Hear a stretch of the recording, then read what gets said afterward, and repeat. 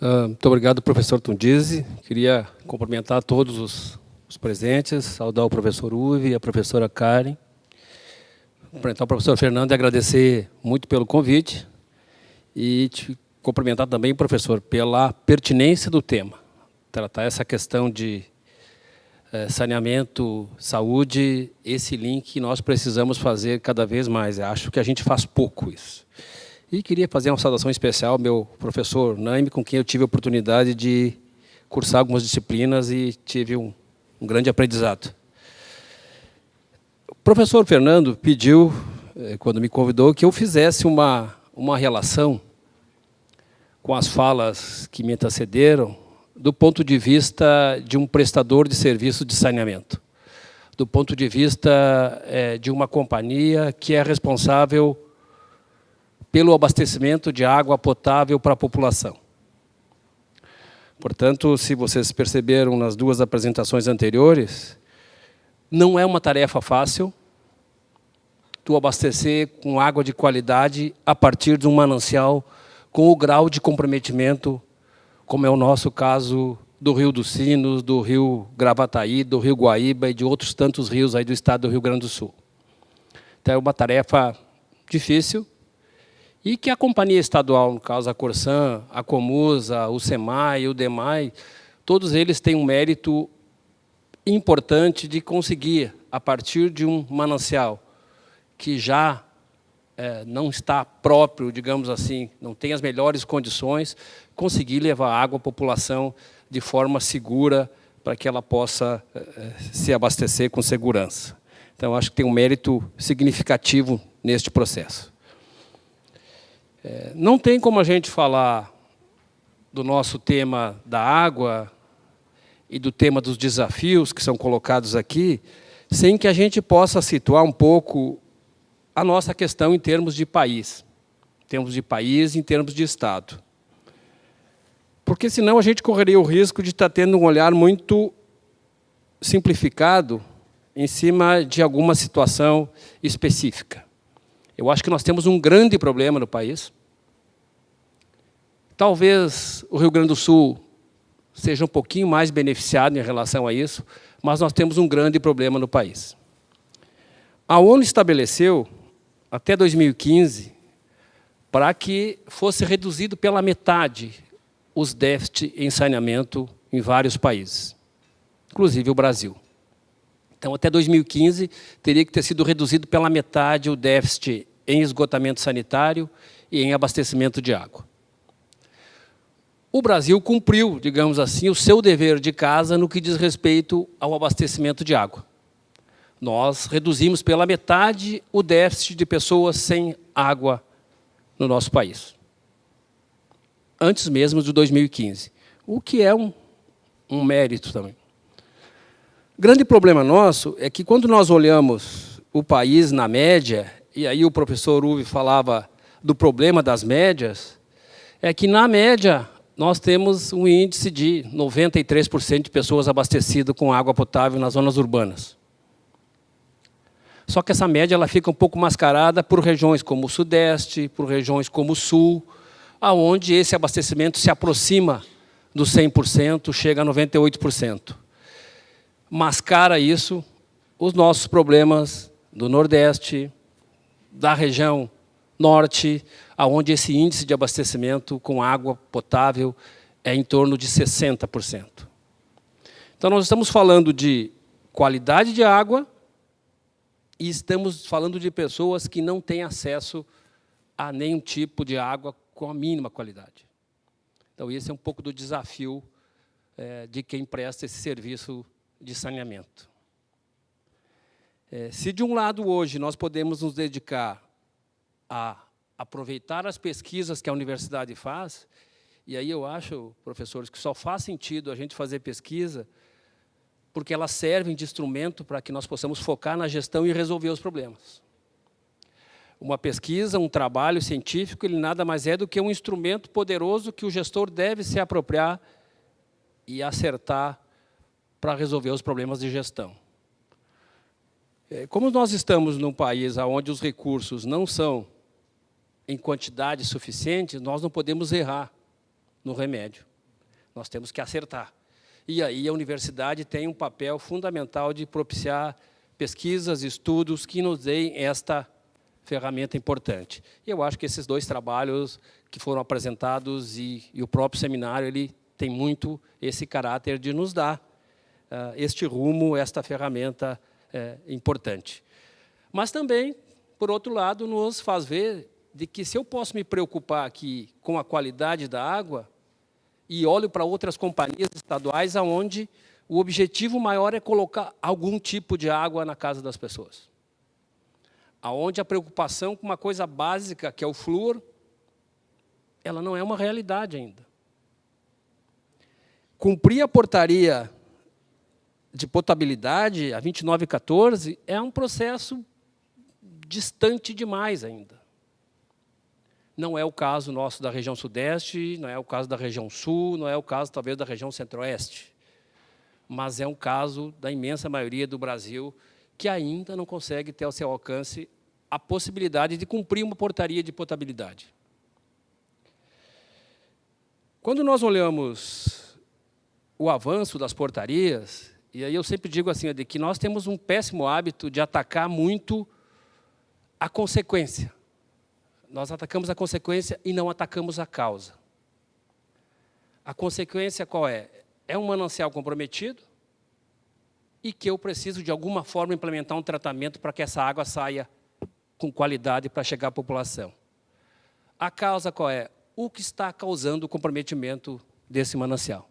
E aí foi apresentado com muita propriedade aqui o esgotamento sanitário, a nossa agricultura, as indústrias, a poluição difusa, essas são as causas. E eu preciso ter um foco na causa, senão eu não vou resolver o problema. Eu vou mascarar uma solução do problema. E vai chegar um ponto onde, de fato, eu vou inviabilizar a própria civilização, porque eu não vou ter condições de disponibilizar água com os processos de tratamento hoje existentes, pelo seu custo elevadíssimo. E como a gente não pode, né, professor Uwe, mudar as cidades de lugar, o que nós temos que fazer é minimizar os impactos que essa civilização causa nos nossos corpos hídricos. Temos uma portaria 2914, e aí quem trabalha na área pode concordar comigo, que talvez seja a portaria com maior grau de envolvimento se comparada com as portarias anteriores, com a 36, que foi a primeira portaria, quando eu comecei a trabalhar com saneamento, era a portaria 36 ainda, já faz um bom tempo. E elas foram sucessivamente sendo aperfeiçoadas, a tal ponto que a 2914, eu acho que ela dá um passo importante, porque ela se preocupa também com o manancial, à medida que ela estabelece alguns indicadores de que eu preciso atacar a qualidade do manancial. Ela não me diz um parâmetro que eu tenho que colocar água somente, mas ela também me dá um caminho de análises que eu preciso ter do manancial. E ela amplia significativamente os parâmetros de pesticidas que a professora Karen falava em termos de análise. Eu acho que hoje no Brasil nós poderíamos talvez, não diria contar nos dedos, mas contar em 2 dedos quem está cumprindo na íntegra a portaria 2914. Uma portaria de 2011 e que certamente será cumprida por algumas companhias, por alguns grandes municípios. Os demais não conseguirão atender e vão continuar distribuindo a água nas condições, digamos assim, inadequadas para o consumo humano. A Corsan, no que diz respeito à portaria 2914, nós temos uma logística que é um negócio, digamos assim, bastante assustador do ponto de vista de tamanho. A Corsan atende 320 municípios no estado do Rio Grande do Sul. Bom, portanto, o Rio Grande do Sul tem 497 municípios, 320 são atendidos pela Corsan, 9 municípios têm grandes sistemas próprios, grandes autarquias, e os demais municípios têm alguma coisa próximo de uma pequena estrutura, um departamento que é responsável de fazer chegar água na casa das pessoas. Então, quando a gente fala disso, nós estamos falando de qualidade muito pouca nessa água. A Corsan tem esses 320 municípios, coleta água diariamente e estabelece, ao longo do ano, um patamar de 9.000 análises de água por ano. O custo nosso hoje, para atender minimamente a portaria 2914, só com as análises, ele está girando em torno de 25 milhões ano.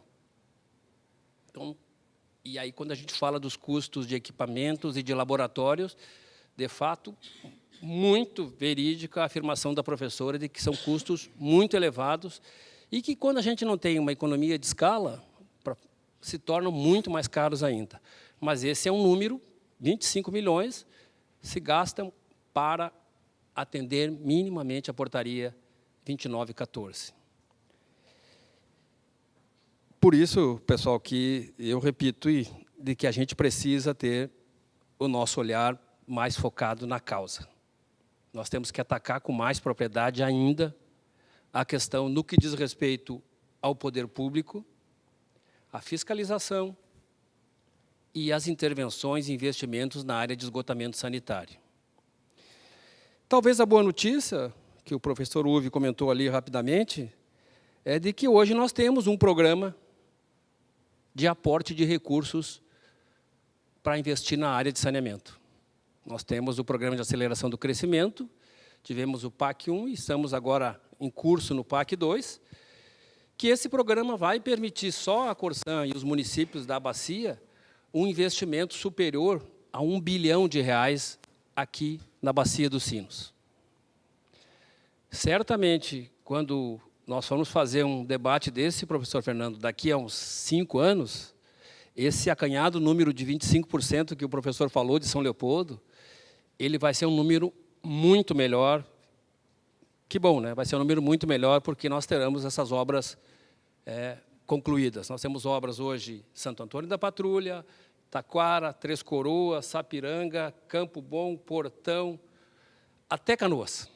Um conjunto de investimentos exatamente na área do esgotamento sanitário. Eu acho que isso é atacar, de fato, a causa do problema da contaminação dos mananciais. E, paralelo a isso, eu acho que nós temos que trabalhar, e aí entrando um pouquinho na apresentação do professor Uwe, a questão do controle social, mobilização e controle social. Quando nós falamos com a população sobre tratamento de esgoto, de cada 100 pessoas, os 100 são favoráveis a tratar o esgoto.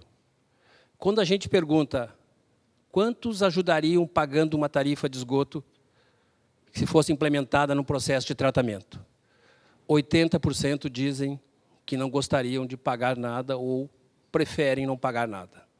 Então, esse trabalho de mobilização, de envolvimento, de conscientização, ele é fundamental para que a gente possa arrancar essa ideia de que todos nós somos responsáveis, de alguma forma, para que possamos ter um ambiente mais qualificado. E, por último, eu acho que o professor fez uma síntese perfeita das apresentações, assim, um poder de síntese muito grande do professor Tundizi. Eu acho que a gente tem que ter uma tarefa, que hoje nós temos um sistema de recursos hídricos, nós temos um sistema de meio ambiente e nós temos um saneamento. E eles caminham de forma paralela, quando deveriam estar interligados. Eu gostaria de um dia ver, num debate de secretários de saúde, eles brigando por mais verbas para o saneamento.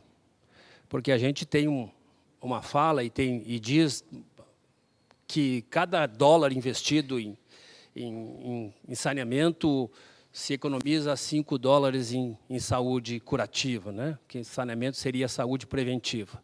Mas, na prática, nós não estamos conseguindo avançar para concretizar isso. Então, a gente caminha, os sistemas caminham quase sem se falar, e aí a gente acaba confrontando recursos hídricos, saneamento e saúde. Eu acho que o caminho seria, se um dia nós pudéssemos ter para o saneamento no Brasil, um percentual de recursos igual ao que se tem para a saúde.